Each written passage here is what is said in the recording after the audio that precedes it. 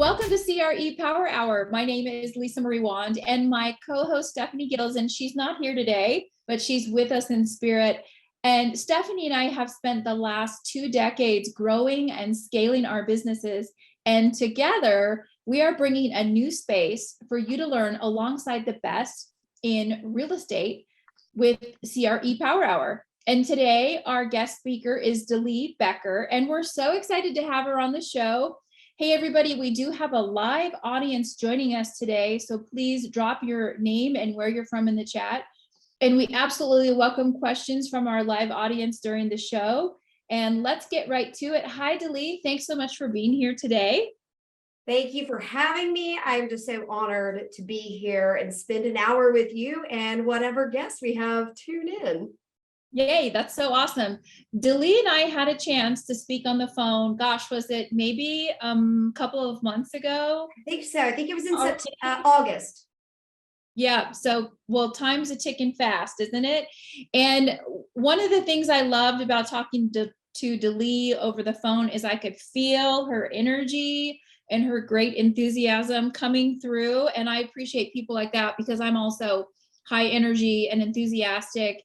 And so it took us a little time, but we're so excited you're here. So DeLea, I'm going to do a little introduction, but then I would love for you to share with our audience today your story about commercial real estate and how you got to the level of success you are.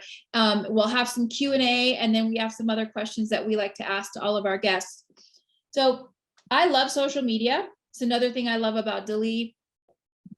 She just won from the CREI Summit, and we'll drop the name of that in the chat for you. It's an annual event that's held. It's around commercial real estate and social media in the commercial real estate realm.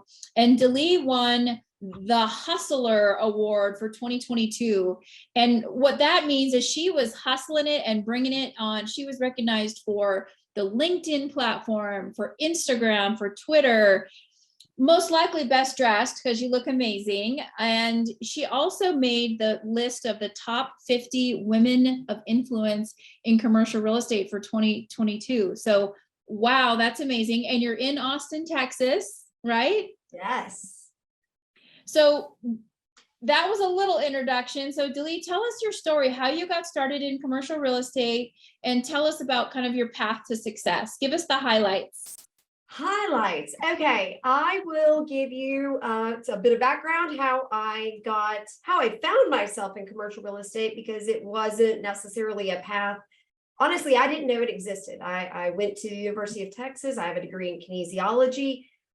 I've never used it, other than knowing how to get through a very big system and ending up with a piece of paper that said I graduated. So I met my husband whenever I was finishing my second senior year at UT, and he is 14 years older than me, and he had just started a construction company. He had been in construction since he graduated with a civil engineering degree from UT in 1987. So I met him, we dated, we got married. I worked for his sister and did international meeting planning for 3-4 years till I had my son, who's now 15. What's your hubby's name, and what's your son's name? Give him a little shout out. Russ Becker is the love of my life, who I've been married to for 19 years as of yesterday. Oh my gosh, congratulations. That huge milestone. And my son's name is Becker. He turned 16 in 2 weeks, and we're excited he can drive. Oh gosh, driving's on the horizon. Hallelujah. Very excited about that.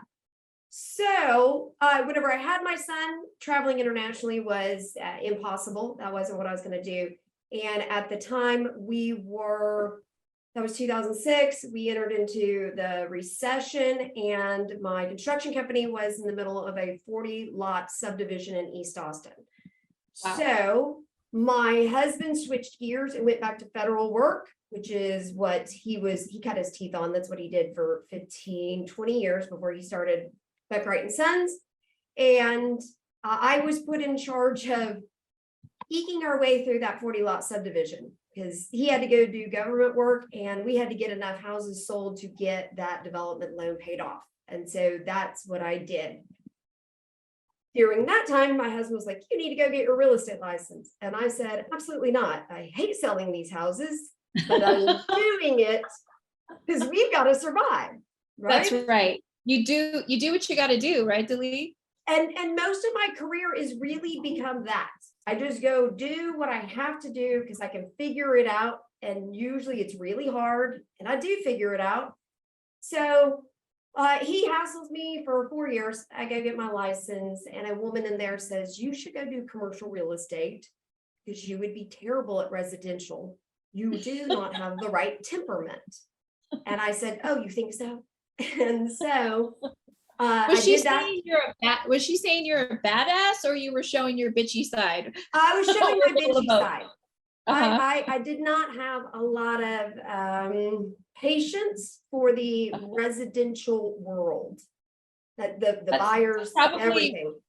That's probably one of the reasons we're all here in commercial real estate. So you just celebrate it. We can do the RBF. Do you know the RBF? No. The resting bitch face. Yeah, well, if I'm talking about residential real estate, it comes on real fast. Like,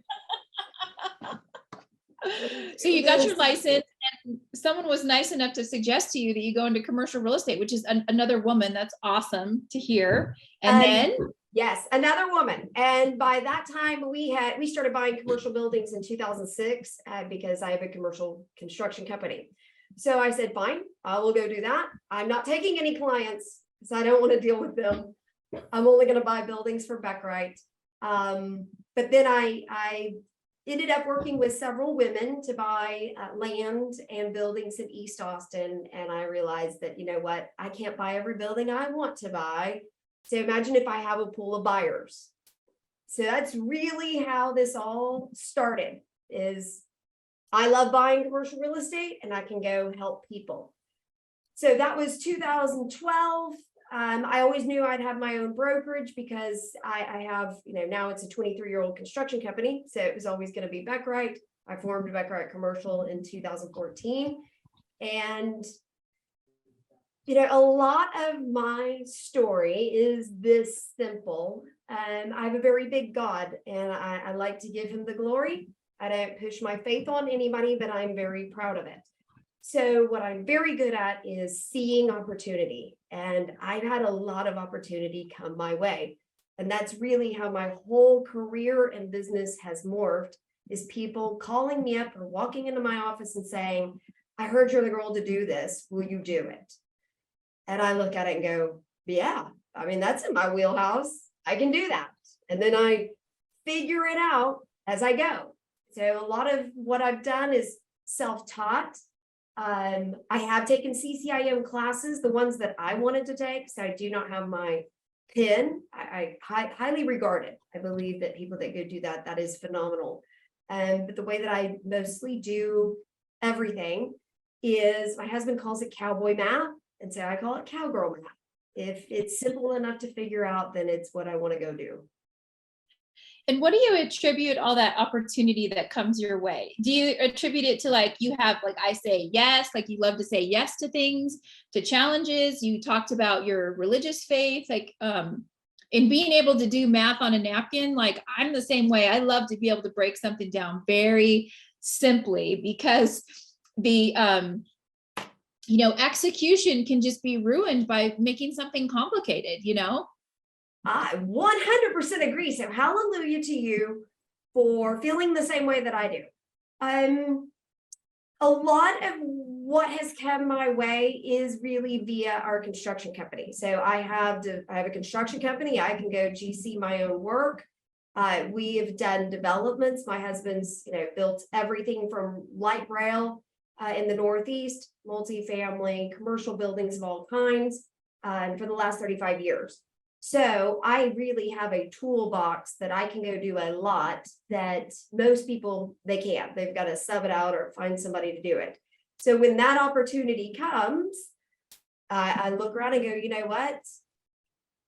Sometimes I pray about it, if you will. And I will talk to my husband and say, what do you think? And then I say, okay, God has handed us this. Let's run with it. You push on the metal thing that says push and pull it out, but take the button off first. Hey, Daisha, we can hear you. Could you mute, please? Great, thank you.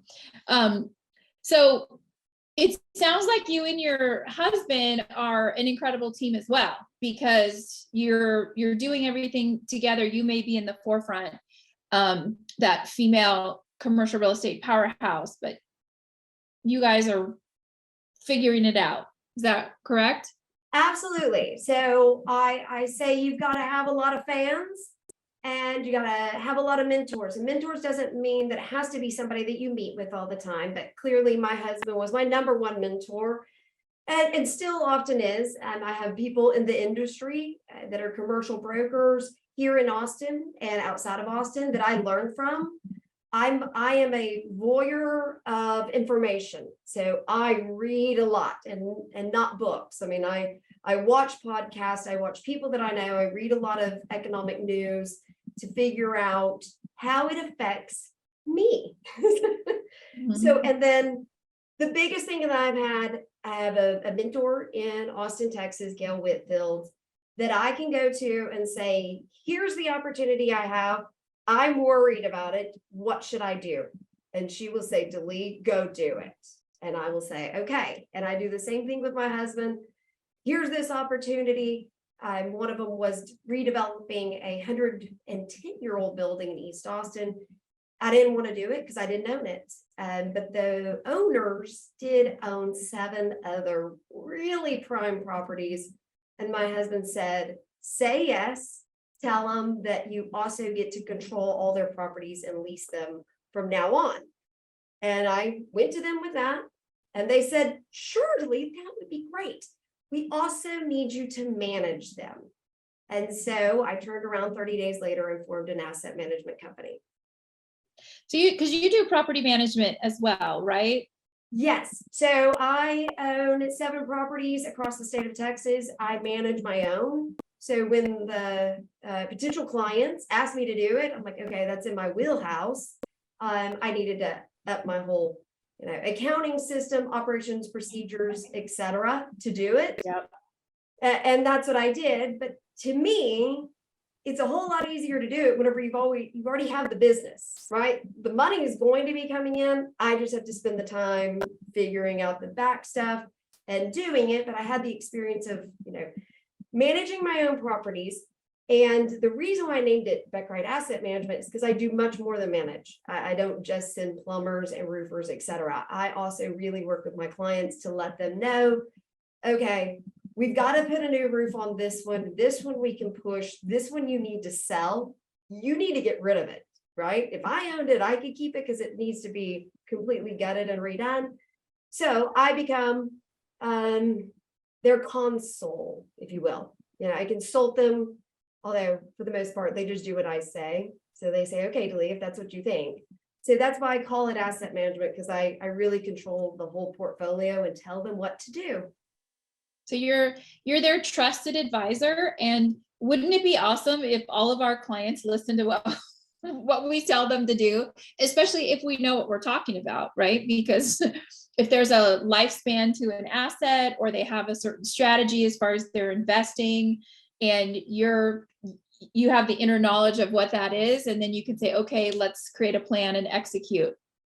Yeah, that's awesome. I owned a property management company for 14 years. I actually sold it multiple times, and then I would build it up again. And then I finally sold it in January of 2018. And I did commercial and residential property management in my former life.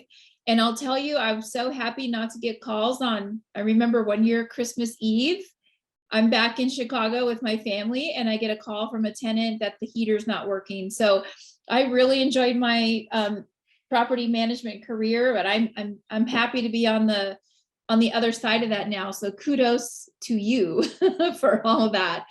Although commercial management's a lot easier because you're mostly dealing with businesses, unless you have apartment complexes. Do you manage any multifamily assets? No, I won't touch residential because I don't like the residential laws. So I stay far away from it. I only manage commercial. And to your point, managing buildings isn't my favorite thing to do. However, since I own 7 properties, I also don't trust anybody else to do a better job than me, right? Because I care more. I care more about the income. I care more about the properties. I care more about the tenants. So if somebody comes to me and says, will you manage 1 building? I always say no. If they come to me and say, I've got 10 to manage, then I'll consider it. Yeah, that makes sense. And commercial property management is actually a very lucrative side of the business because I always say property management pays dividends, you know? Absolutely, it does. So you get your monthly fee. That is fantastic. The big thing that when I decided to do it, because I had the opportunity, I'm like, okay, here's the opportunity. I don't want to manage other people's buildings. I don't want them to have a say. I just like to do what I want to do. Large and in charge, DeLea. It's who I am, and That's I've right. gotten very, very vocal about who I am for many reasons. And the number one being, if you don't like who I am, and believe me, I'm not everybody's flavor, don't call me. I've got plenty of business. So if you like my style, then we might work well together. If you don't, there's so many wonderful brokers, property managers, etc., that would much more fit what you're looking for. So I want those to just wash on by to the next person. And now I forgot what I was talking about.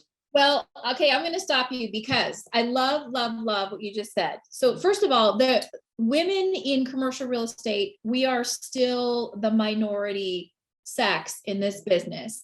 And one of my mini Lisa Marie-isms is if everyone's your client, then no one's your client. And I think you actually probably really understand what I'm saying.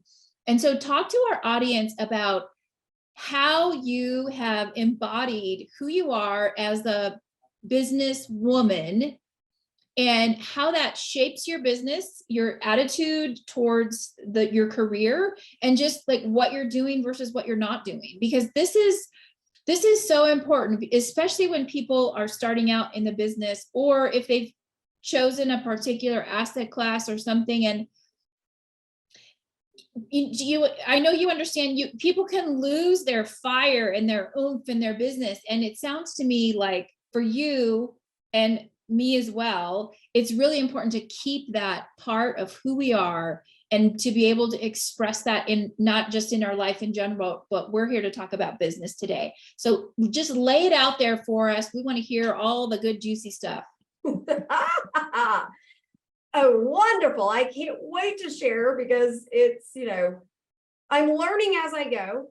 So I recognize that it might be hard if you are a woman or if you're just a young broker and you're new to the business, right? If you've been in the business a year, it is much more difficult to be picky about your clients.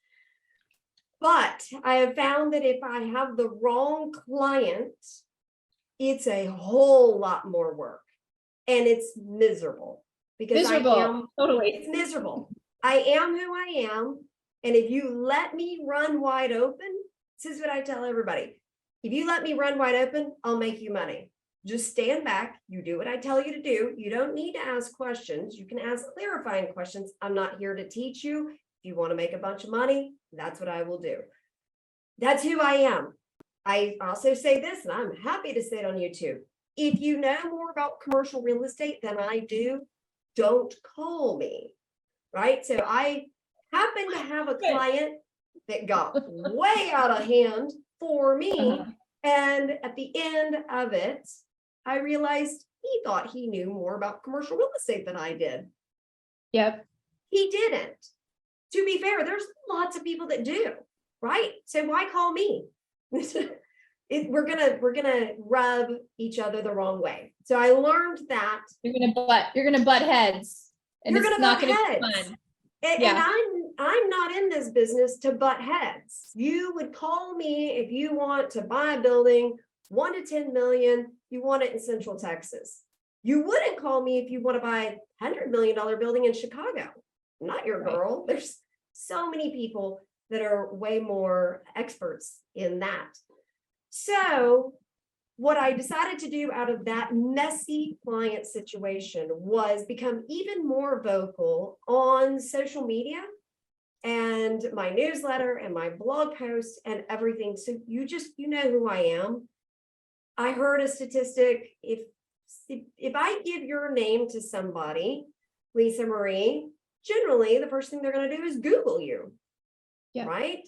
So if people are going to Google me, let's make sure that my brand, my reputation, and who I am is out there for them to find. So if they find me and they're like, I don't know, this young woman thinks that, I'm going to listen to her and she's going to boss me around. Great. Don't call me. It's okay. Because I do have people that call and say, I need your help. And it happened on Friday night. Last Friday night, it's a referral from a residential agent. A woman called me. She has 20 days to identify for a 1031 or pay $600,000 in gains. Yeah. And she was scared. She'd never done a 1031. And I'm like, my friend, you are so far beyond the ball. Like, you're in trouble. So here's what's going to happen. I'm going to send you properties that are available that I know are good. I'm going to give you 3. We need to write contracts. You have to have this, them inspected before your identification is up.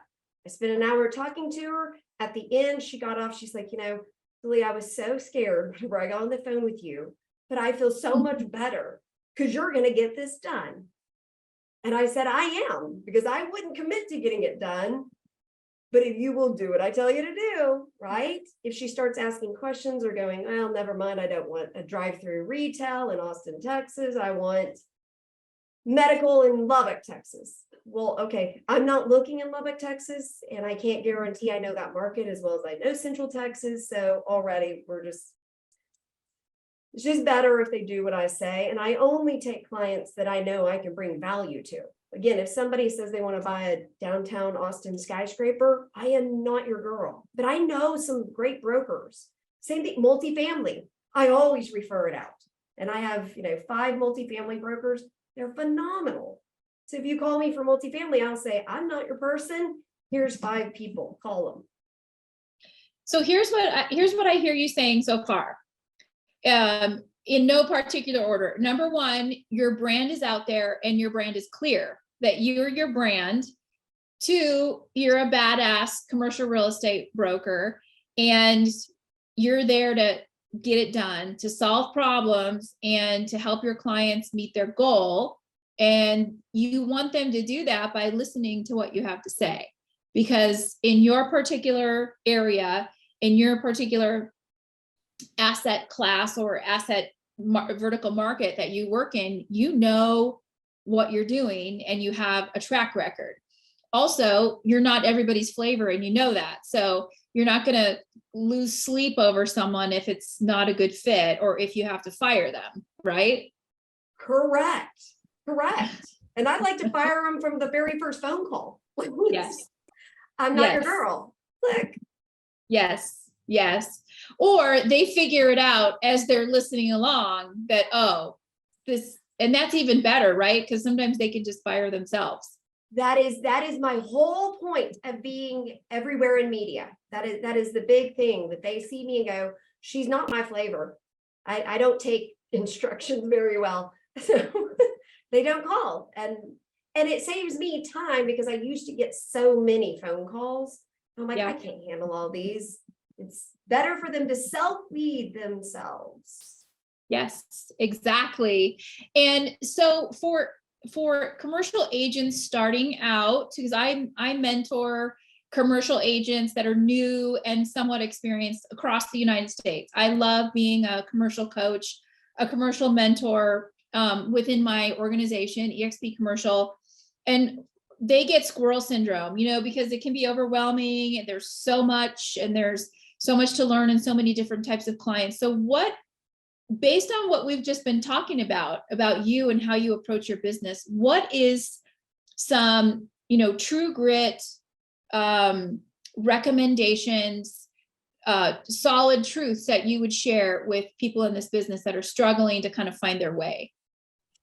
Okay, struggling to find their way, getting into the industry, and I know a million people say this, specialize. So what we call it in our household is stay in your lane, right? Stay in Find your your lane, find Yeah. a lane. I tell young people that are just coming out of college, man, join a big brokerage. Go work at JLL, go work at CBRE. They are going to put you through the ringer. You're going to do so much business and you are going to learn very fast. That's an enormous opportunity. Not everybody can get into a bigger brokerage. They've got their box. And even that, I mean, choose a lane. If you want to do land, and up until now in Central Texas, a land deal might take 5 years. So know if that's your temperament. Office leasing and retail leasing generally seems to be faster, especially on the tenant rep, because the basics is your client generally doesn't pay you, right? So getting listings for sale or for lease is a whole lot harder because you do have to go to the owner. You've got to convince them of your expertise. You've got to show track record. You've got to do all those things. So they actually trust you and agree to pay 6%, let's say. So if you're starting out, get into leasing. And to be clear, if you're going to do investment sales, if you ask my opinion, you've got to know leasing stone cold. I mean, I can do numbers in my head. If you ask me what office rent is anywhere in Austin, Texas, I've got a really good idea. And not because I lease office all over Austin, because it all affects me. So leasing is a phenomenal place to start. I don't find that a lot of young people know to do this or are willing to do this, but I think it's the best way to get in this industry. Find a senior broker and go work for them. They're going to have you do 90% of the work, but they're going to bring all the clients. They're going to put you through the ringer and you are going to learn how to do it. It's a whole lot faster than starting out doing it on your own, building up your own clientele. Go learn from a senior broker.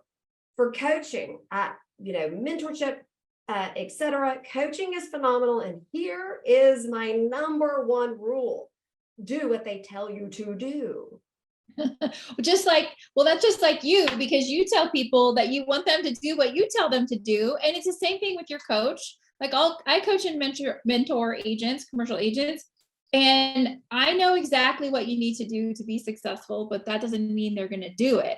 And you and I, both of us, we didn't go straight to a big box brokerage to learn. You were saying, you learned a lot of this stuff on your own and with mentors and people around you. And I did the same thing. Nobody really wanted to teach a single mom of twins with blonde hair and an MBA. They're kind of like, what do we do with her? So I really figured it out through the school of hard knocks. How to be successful in this business. So whenever someone can give tips to people, even if they're not new, even if you've been in the business a few years and you're ready to level up. So that's great. Is there anything you want to add to that? Just that. I mean, that's the surprising thing that I find, not just in my clients, but in people. You will give them the best advice and that you will say, go do this, this, and this. And they don't do it. Well, then why did you ask for advice? Why are you paying for a coach that tells you exactly how to do it? In this order, go do it. And my biggest successes have come out of that. Me going to my mentor gal and saying, I don't want to do this. And she says, what is it? So I'll explain the whole situation. And she goes, DeLea, that's such a great opportunity. Go do it. Say yes right now. And I always do. I've never not taken her advice because she's been doing it for 40 years. She's phenomenal. To have that level of experience at your fingertips is awesome. And I love to pay it forward. This is my 17th year in the business. And one of my favorite things to do is help, junior agents and brokers grow their business. And so I'm going to ask you a couple of questions here. What's the biggest lesson that you've learned in the last year? Oh, in the last year, I've got a biggest lesson overall, but I'll focus on this last year. Well, I don't know if it's a lesson, but something crossed my desk. I was on a Zoom call with a group of women actually put together by OTSO. OTSO Insurance created a list called the International Women's Day list of commercial real estate influential women. So I was on a Zoom call, and a woman in the call said only 2% of commercial real estate is owned and managed by women. And I had never heard that statistic. Right? I haven't never either. heard it. So I grabbed my sticky notes, wrote that down. I'm like, I've got to find out if this is true. How do I find this out? So again, I am a nerd at heart, so I'm going to go study stuff. So I start studying it. I'm pulling up all sorts of articles. And sure enough, there's plenty of articles that say only 2% of commercial real estate is owned and managed by women. Mhm. So I am sitting at the Globe Street Women of Influence in Park City. Stephanie was there. She spoke on stage. Phenomenal. I mean, her stage presence is just amazing. She's a rock So, star. She's a rock star. So we're with her in spirit wherever she's at today. So it was the day before the, it wasn't the unemployment rates that came out. It was July. It was the end of July. The economic indicator that said we would be in a recession. Why is it slipping my mind? I don't know. Anyways, I had already been screaming from the mountaintops starting at early June that we were in a recession, that, you know, the end of June, those indicators would come out and that we were in a recession. So I told everybody at my table, and the next day I was on a panel and I said, you know, I am right. I mean, the indicator came out. We had 2 quarters of negative GDP growth. And I realized then, because Beth Azor was there, and she's a huge advocate, proponent, you know, screams it at everybody, women must buy commercial real estate. You've got to get in the game. So I had spent time with her there, and I'd heard her on podcasts, you name it. I follow her religiously and have for years. Again, that's one of those mentors I had till then had never met, but I listened to her a lot. So I decided at Globe Street, I said, you know, I have got to get all these women, 300 women there, so incredibly smart, enormous accolades, the things that they have done in their career, amazing. 3 of them in the audience owned commercial real estate. 3. Me, Beth, and another person. I didn't know that person. Stephanie, Bethany?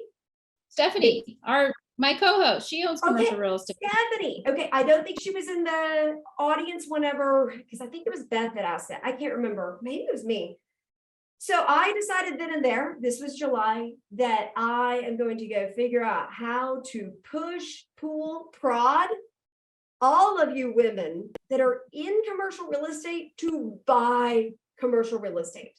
And I'm focusing on us in the industry, because so many women, you've been doing this for 20 years. It's amazing what's in your head, what you know. Like I said, one of the biggest things about buying a building is leasing it. If you're a leasing expert, man, you've got leaps and bounds knowledge over other people. Get over your fear, jump in. And I know Beth and I are, you know, both in this boat. I'll help you. Go find something to buy. Let's buy it. I just need you to be the expert, boots on the ground wherever it's at. I love the challenge. I'm an investor as well. And I love the challenge of ladies of commercial real estate. It's time for us to own more of the market share, because 2% is just not enough, like not acceptable. We need to raise the bar on how many women own commercial real estate. Especially considering how many of us are in it. I mean, yes, and they know the business. They know the business. I mean, that's another. So I do development, and really what I focus on is redevelopment. I like to find a 50-year-old building, a 100-year-old building that needs to be gutted and completely redone and repositioned in the market. So I call myself a redeveloper.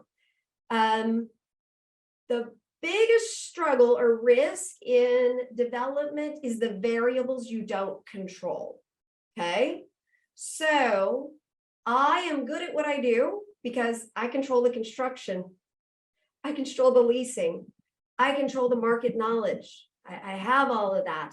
I control the project management, I control financing. I mean, I don't control it. I got to go find the right financing. So take that down just a little bit of a level. I talked to a friend in Tallahassee, Florida, who did 49 leases last year. She has a lot of badassery whenever it comes to Yeah, leasing. she was working hard, wasn't she? 49 leases. Yeah. I mean, whenever I heard that, I was like, what?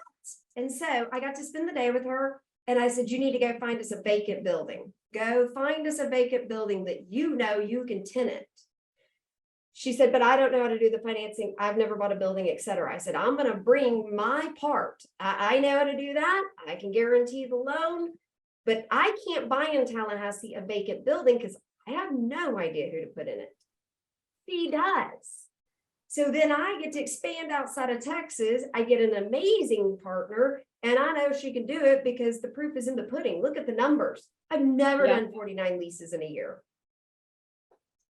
That's fabulous. And I love it when women in our business collaborate together. So that's a whole nother level of how we can lift each other up. And guys, we love you.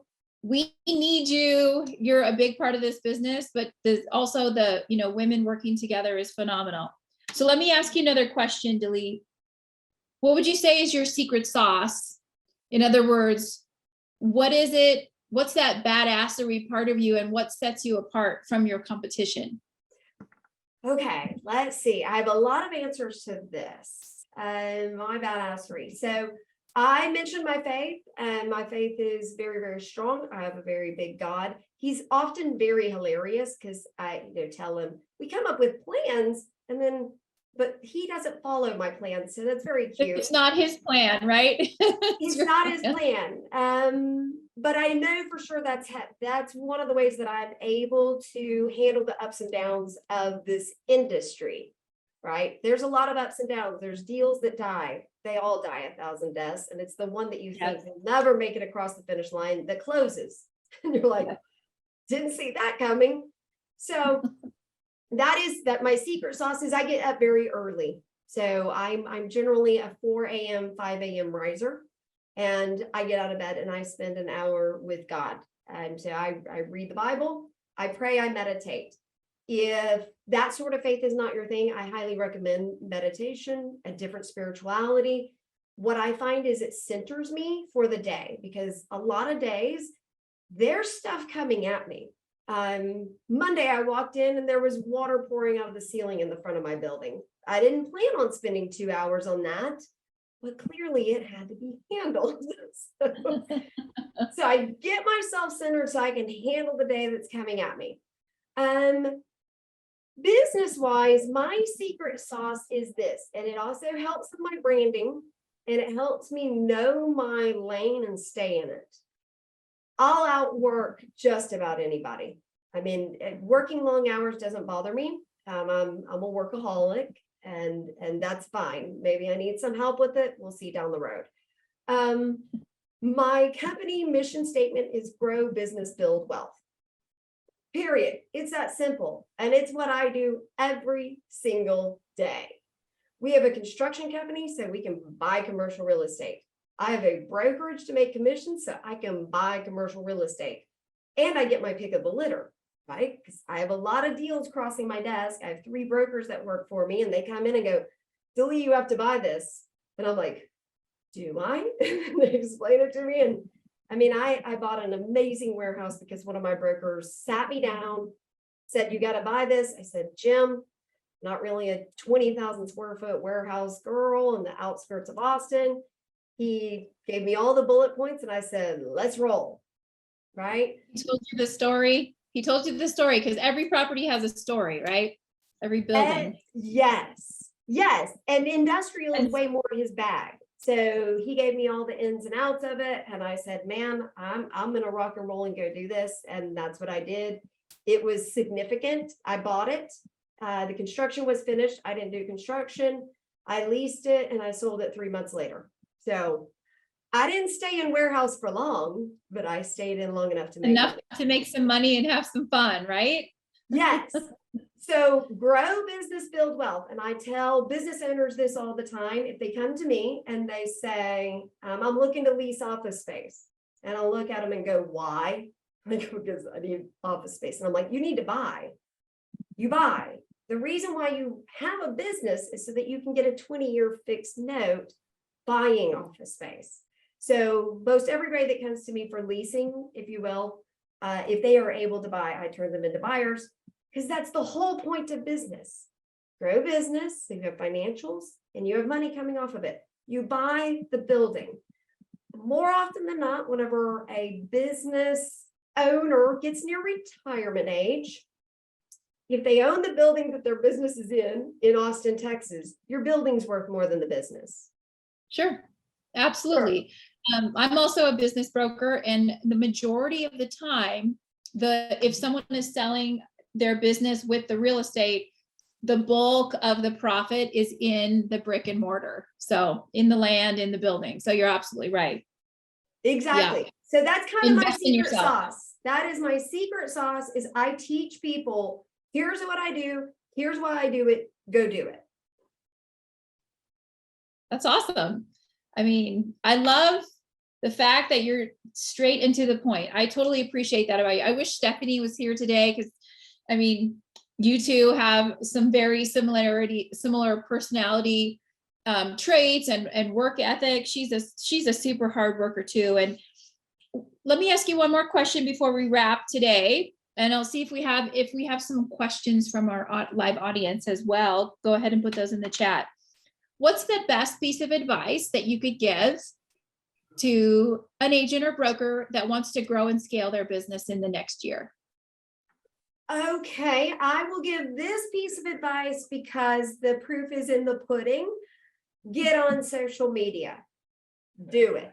And don't be, embarrassed, right? So if you get on social media, don't be shy. Don't be shy, and don't worry about how you look, because there's so few people in commercial real estate that are actually producing content.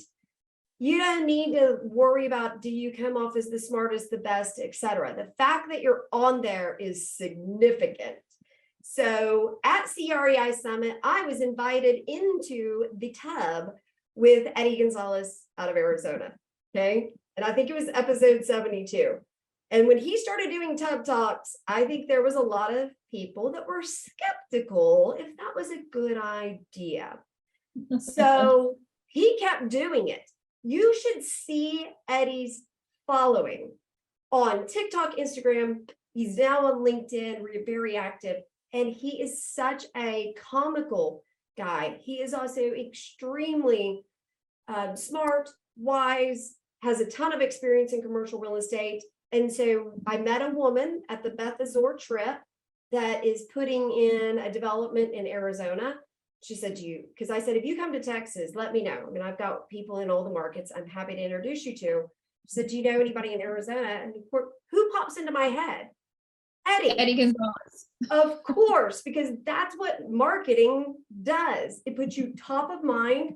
So you can now go on social media, see me in a tub with Eddie Gonzalez.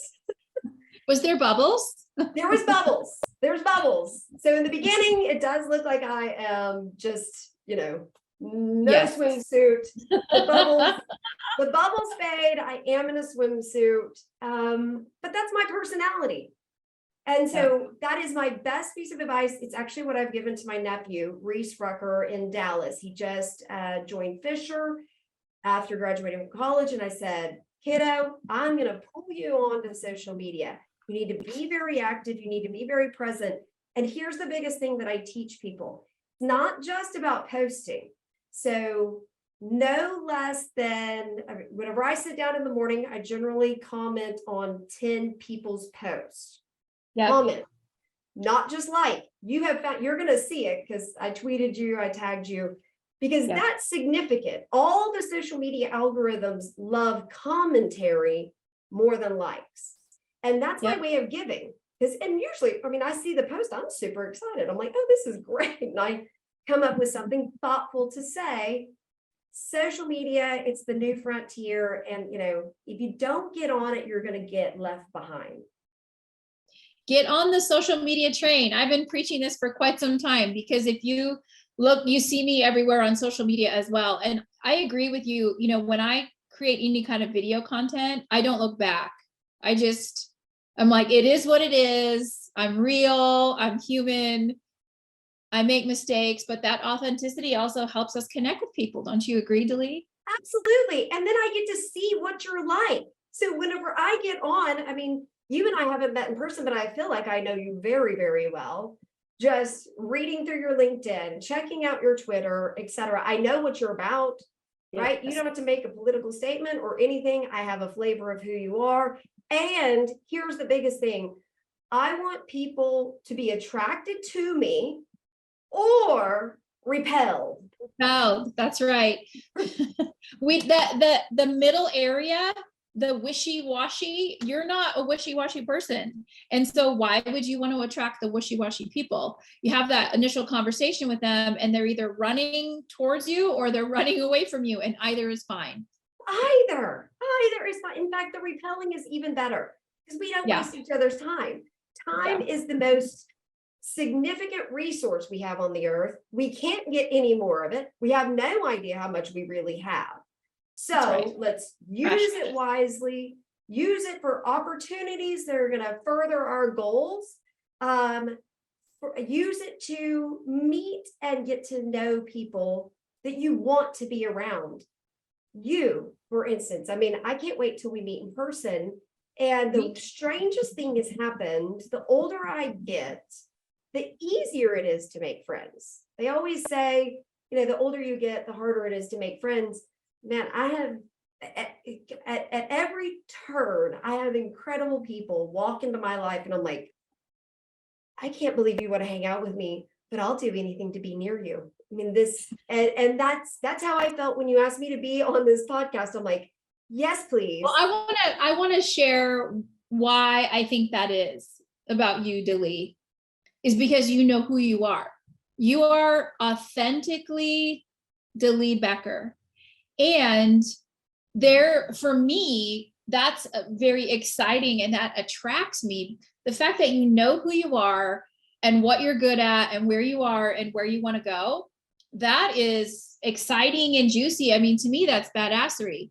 When we sometimes, when we're younger, this is the unique thing about age, as we grow, we learn stuff that there's no way you really could have known when you were younger, except maybe if you were the Dalai Lama of commercial real estate or something. But when you really know yourself, that's how you attract your tribe. Or those people are going to say, hell no, I don't want to spend an evening with her, And like you said, it's totally okay. And so when we know who we are authentically, it's very easy for us to make friends, make business associations, partnerships, collaborations, because we know what we want to do and then we can go for it. What do you think? I agree. And then here's the beautiful thing. If you get to a level where you enjoy most of what you do, because I always tell people 90% of what I do, I absolutely adore. When I have to get on the phone with an attorney, because I have locked out a tenant who has now broken into the building and acting as if they're okay to operate. That happened 2 weeks ago. That is not fun. It's not like I wake up in the morning and go, I can't wait to send the Lockhart police out to a building to stop a break-in.